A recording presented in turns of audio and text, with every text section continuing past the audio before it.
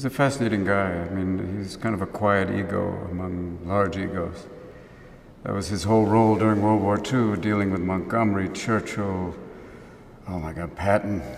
But he has a kind of a quiet strength too. Even capturing his voice is a very difficult thing because it's somewhat high-pitched, but at the same time, it has resonance. So it's an interesting character for me. It's not necessarily somebody you'd think that I am right off the bat be playing. A lot of people say, you could play Truman. Sure. But it's like, it was a tough job for me. My mother's from the South. My mother grew up in Pass Christian, which I always thought was in Louisiana until someone told me that's Mississippi, sweetheart.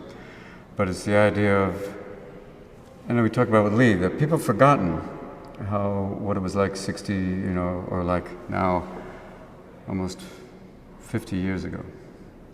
That what it is like, and you're going.